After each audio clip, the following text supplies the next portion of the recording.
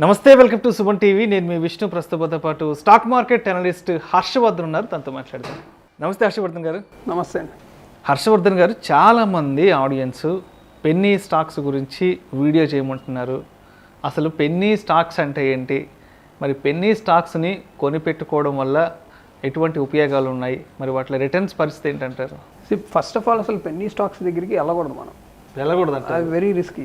ఎందుకంటే ఇప్పుడు Penney stocks అంటే ఏంటంటే ₹100 లోపు ఉండేవాటిని పెన్నీ స్టాక్స్ అంటారు. ₹10, ₹20, ₹16, ₹26 ఇట్లాంటి డబుల్ డిజిట్ ఎగ్జాక్ట్లీ డబుల్ డిజిట్లో ఉన్న వాటిని పెన్నీ స్టాక్స్ అంటారు. ఇవేంటంటే మల్టీ బ్యాగర్ అవుతాయి అని ఒక అపోహలో ఉంటారు చాలా మంది. అవ్వచ్చు అంటే ఏంటి, ఇప్పుడు ఫర్ ఎగ్జాంపుల్ ఉంది అయినాయి.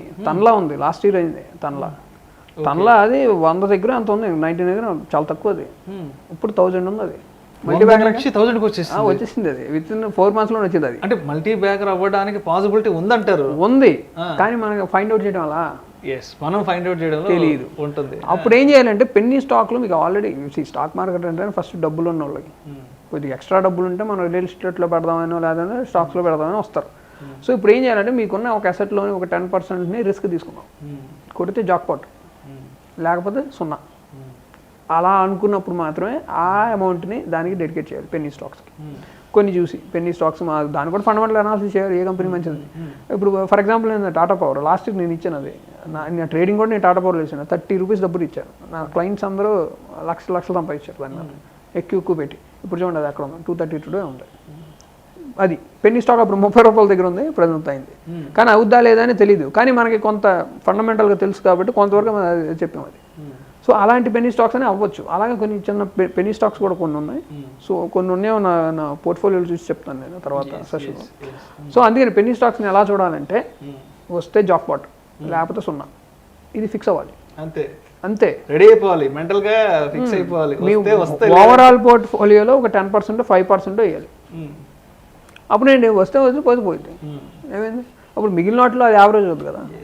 లేకపోతే తగిలింది అనుకోండి హిట్ సెక్సర్ తనలాగా అట్లా జరుగుతుంది. సో అంతేగాని పెన్నీ స్టాక్స్ని జనాలందరూ చాలామంది పాపం ఎక్స్పీరియన్స్ లేక ఈ అవేర్నెస్ లేక ఇలాంటి పనులు చేస్తుంటారు. ఇది ₹2 కదా, ₹10 అయితే నేను బుక్ చేసుకుంటాను. ఆ ₹2 0 కూడా అవ్వచ్చు. అట్లా జరుగుతుంది. ₹10 0 అయిపోవచ్చు, ₹26 0 అయిపోవచ్చు. ఫర్ ఎగ్జాంపుల్ ఐడియా అప్పుడు ఉన్నప్పుడు ఇది ఏదో ఫండమెంటల్ అలాంటి వాటిలో పెట్టుకోవడం వల్ల అంటే మీ మనశ్శాంతి పోతుంది. రేపు ఏమైతే తెలీదు.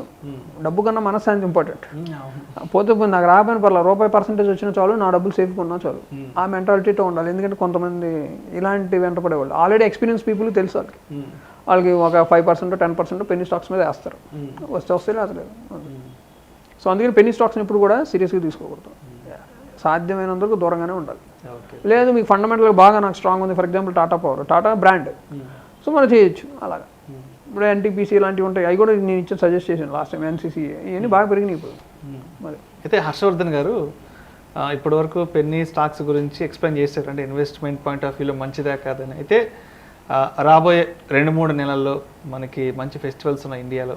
క్రిస్మస్ అండ్ న్యూ ఇయర్ తర్వాత సంక్రాంతి ఫెస్టివల్స్ ఉన్నాయి కదా. మరి ఈ ఫెస్టివల్ సెంటిమెంటు బాగా వర్కౌట్ అయ్యే సెక్టార్స్ ఏమున్నాయి, ఆ సెక్టార్స్లో ఏ స్టాక్స్ మంచి ఆల్ టైమ్ హై వచ్చే అవకాశం ఉందంటారు? సో మన ప్రేక్షకుల కోసం మరి ఫెస్టివల్ సెంటిమెంట్ వర్కౌట్ అయ్యే స్టాక్స్ ఏమన్నా ఉంటే సజెస్ట్ చేయగలరు?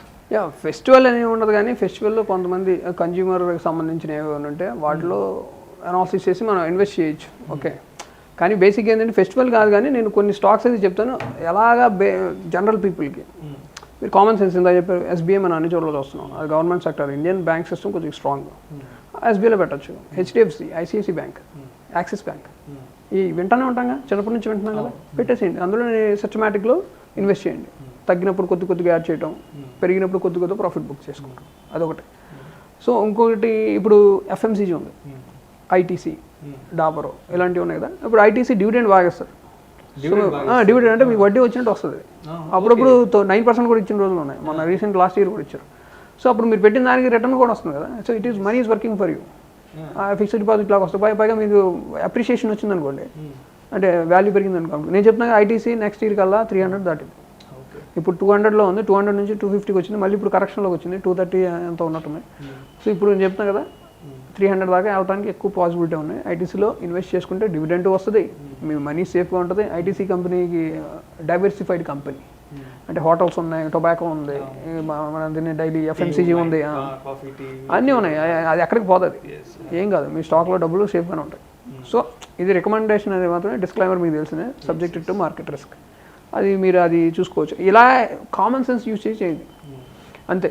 ఎక్కువ కాదు ఇంకొద్దిగా డీప్కి వెళ్తానంటే మీరు అనాలిసిస్ చేయాలి.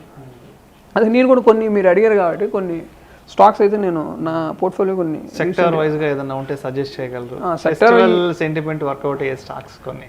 ఫెస్టివల్ సెంటిమెంట్ అని ఏమి ఉండదు, ఎందుకంటే మార్కెట్లో ఎవరికి బిజినెస్కి ఏ డీల్స్ వస్తాయో ఏం తెలియదు. ఫెస్టివల్స్తో సంబంధం ఉండదు. ఫెస్టివల్స్ పీపుల్కి, బిజినెస్కి ఉంటాయి కానీ అమెజాన్లో ఇలా ఉంటాయి కదా, అది వేరు. సో దానికన్నా మనకు డీల్స్ ఏం జరిగినాయి అనేది ఇంపార్టెంట్. సో నేను భారతీయ ఎయిర్టెల్ ఉంది, అది మీరు ఇన్వెస్ట్ చేసుకోవచ్చు ఇప్పుడు నుంచి. భారతీయ ఎయిర్టెల్ ఇప్పుడు ఆల్మోస్ట్ 700 ఉంది, 600, 500, 400లో కూడా మేము ఇన్వెస్ట్ చేయొచ్చు. సో ఇప్పుడు 700 ఉంది. సో ఇంకా మీరు సిప్ మోడల్లోనే దాన్ని ఇన్వెస్ట్మెంట్ చేసుకుంటే లాంగ్ టర్మ్లోకి మీకు బెనిఫిట్ అవుతుంది స్ట్రాంగ్. ఎందుకంటే భారతంలో టెలికాం కంపెనీ అదొకటి. సో నెక్స్ట్ లైఫ్ ఇన్సూరెన్స్కి హెచ్డిఎఫ్సి కానీ ఎస్బీఐ లైఫ్ కానీ ఇప్పుడు ఆల్ టైంలో మీరు చూసుకుని కొద్దిగా ఆల్ టైంలో ఉంటే వద్దు, కొద్ది కరెక్షన్ అయినాక మెల్లమెల్లగా ఇన్వెస్ట్ చేయడం better. HDFC life, SBI life ఏ మంచిది. ఎందుకంటే ఇన్సూరెన్స్ మీద కరోనా రావడం వల్ల చాలా మందికి అవేర్నెస్ వచ్చింది. ఇప్పుడు చచ్చినట్టు మనం ఇన్సూరెన్స్ తీసుకోవాలి అనే ఒక అవేర్నెస్ వచ్చింది కాబట్టి ఫైనాన్షియల్ సెక్టర్ కొంచెం స్ట్రాంగ్ అయింది. పీపుల్లో కూడా అవేర్నెస్ మారింది కదా. ఇప్పుడు నేను అవేర్నెస్, కరోనా లేకపోతే అవేర్నెస్కి 20 లక్షల బిల్లు ఎవరు కడతారు? సో సమ్హౌ అది ఐడియా. తర్వాత ఒక హెచ్పి కాటన్ అని 100 రూపీస్ ఒకటి ఉంది, హెచ్పి కాటన్. అది ఫ్యూచర్లో మీకు చాలా రావచ్చు. ఐటీసీ చెప్పాను. ఇప్పుడు రియల్ ఎస్టేట్ కూడా ఉంది. రియల్ ఎస్టేట్లో కేసీపీ సిమెంట్, ఈ అంబుజా సిమెంట్ ఇవి ఉన్నాయి కదా, అవి కూడా కొద్దిగా చూసుకుని ఇన్వెస్ట్ చేయొచ్చు. ఏదో ఒక కంపెనీ మంచిగా చూసుకుని ఇన్వెస్ట్ చేయొచ్చు. నెక్స్ట్ ఎంఎస్టీసీ అని ఒక కంపెనీ ఉంది, ఇది స్క్రాప్ని రీసైకిల్ చేస్తారు. ఈ కంపెనీ మంచిది. దీంట్లో మహీంద్రా వాళ్ళతో కూడా వాటా ఉంది. ఎంఎస్టీసీ ఇది 400 దగ్గర అంత ఉంది. ఇప్పుడు దాన్ని కూడా ఒక మీరు రాడార్లో పెట్టుకొని దాన్ని వాచ్ చేస్తే బెటర్. నెక్స్ట్ నెస్కో ఉంది. ఈ కంపెనీని డెఫినెట్గా సజెస్ట్ చేస్తాను, ఎందుకంటే వీళ్ళకన్నీ చాలా ముంబై మొత్తం ఉంది, Mumbai based company Nesco, NESCO Nesco. So ఈ కంపెనీ ఏంటంటే అక్కడ కరోనా వల్ల పీపుల్కి అదన్నీ చాలా ఈవెంట్స్ అవి ఆర్గనైజ్ చేస్తారు. చాలా ఉంటుంది. ఇది ఇంకా పెరగల, అన్నీ పెరిగినాయి, ఇది ఒకటి పెరగల. ఇంకా 600 దగ్గర అంత ఉంది, ఇంకా పెరగల. దీని కనుక మీరు ట్రాక్ చేసి దీంట్లో సిప్ మోడల్ ఇన్వెస్ట్ చేసుకుంటే మంచిగా ఉంటుంది డెఫినెట్గా వితిన్ 2 years. ఎందుకంటే కరోనా కంప్లీట్గా పోద్ది ఒక 1 or 2 yearsలో. అప్పుడు ఈ నెస్కో మాత్రం 1000-2000 పైకి వెళ్ళడానికి ఆస్కారం ఉంది. నెస్కో, NESCO. నెక్స్ట్ టాటా పవర్ని ఆల్రెడీ చెప్పాను. సో ఇంకా స్కోప్ ఉంది. టాటా పవర్ ఇప్పుడు 200 దగ్గర ఉన్నా కానీ ఇంకా స్కోప్ ఉంది. కొద్ది కరెక్షన్స్ వచ్చినప్పుడు యాడ్ చేసుకుంటే బెటర్. అలాగే విపుల్ ఆర్గానిక్ ఉంది. విపుల్ ఆర్గానిక్ ఇది అగ్రికల్చర్ సైడ్ సంబంధించింది. విపుల్ ఆర్గానిక్ అని ఉంది, VIPULORG అని ఉంటుంది. 177 రూపాయల దగ్గర అంత ఉంది ఈరోజు. ఓకే, అది ఇవైతే చెప్పగలను. మెయిన్ ఇంకా మిగిలిన నేను చెప్పాను కదా, కామన్ సెన్స్ యూస్ చేసుకుని కొంత సేఫ్గా మీరు పెట్టుకుంటే ఇండెక్స్ ఫండ్లో పెట్టుకోవచ్చు, లేకపోతే ఐటీసీ చెప్పాను కదా, SBI బ్యాంకులో. ఎందుకంటే బ్యాంకులో పెట్టాను నేను ఎప్పుడు కూడా ఫస్ట్ నుంచి బ్యాంకులో పెట్టేవాడిని. బ్యాంకులో పెట్టడం ఏంటంటే ఇండియన్ ఎకానమీ స్ట్రాంగ్ ఎంతైనా ఇంకా చాలా గ్రోత్ ఉంది. ఇండియన్ ఎకానమీ ఎక్కడికి వెళ్ళిపోతుంది. బ్యాంకింగ్ సెక్టర్ కూడా మనది చాలా స్ట్రాంగ్. అప్పుడు లేమన్స్ కొలాప్స్ అయినా కూడా మన బ్యాంకింగ్ సెక్టర్ పెద్దగా ఏం కాదు. ఇప్పుడు బ్యాంకింగ్ సెక్టర్ ఉంది కాబట్టి బ్యాంకులో పెట్టి డబ్బులు మీద నేను బ్యాంక్ స్టాక్స్ కొనుక్కుంటా. అప్రిషియేషన్ వచ్చినప్పుడు మాకు ట్రేడింగ్ ఎలా తెలుసుకోవచ్చు, అమ్ముకుని ప్రాఫిట్ బుక్ చేసుకుంటే మళ్ళీ కిందకు వచ్చినప్పుడు యాడ్ చేస్తుంటాం. సో ఇలాంటివి చేస్తూ ఉంటాం అనమాట. సో మీరు ప్రతి దాంట్లో పెట్టక్కర్లా, నిఫ్టీ 50 కంపెనీలు చాలు. కరెక్షన్ వచ్చినప్పుడు కొద్దిగా ఎందుకు అనాలిసిస్ అవసరం లేదు. నిఫ్టీ 50 కంపెనీలకి ఏం కాదు. అందులో కూడా నేను చెప్పిన ఇలాంటి FMCG ఇంకా స్ట్రాంగ్, ఈ కంపెనీ ఎక్కడికి పోదు అనుకుని మీరు ఇన్వెస్ట్ చేయొచ్చు. లేదంటే ఇప్పుడు నేను చెప్పిన కొంతమంది డీప్గా వెళ్ళి అనాలిసిస్ చేస్తానంటే ఇప్పుడు సజెస్ట్ చేసిన కంపెనీలు గో ఫర్ ఇట్. అయితే ఇప్పుడు మనం అంటే సెక్టోరియల్గా మాట్లాడుకున్నాం కాబట్టి కొన్ని సెక్టార్స్ గురించి మాట్లాడుకున్నాం.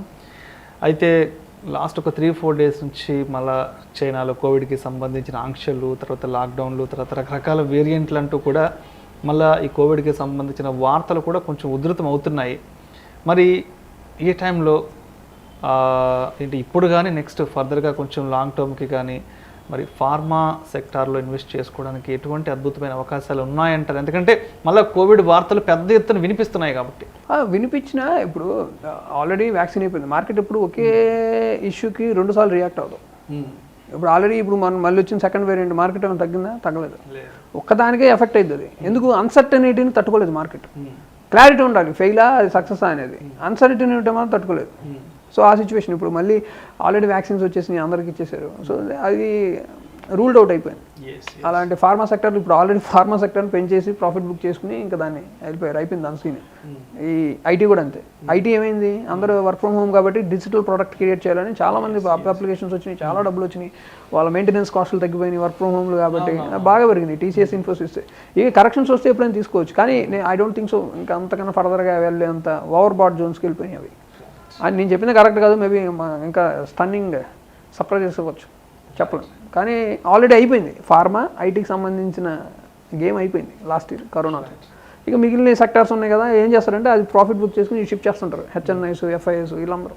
అది right. Thank you so much Harshavardhan garu. Penny stocks తీసుకోవాలా తీసుకోకూడదా, అదేవిధంగా రాబోయే రోజుల్లో మరి ఫెస్టివల్ సెంటిమెంట్ అనేది మార్కెట్ మీద ఎలా ఉంటుంది అనే విషయాల గురించి కూడా చాలా డీటెయిల్గా ప్రేక్షకులు తెలియజేస్తారు. Thank you so much sir. Thank you so much.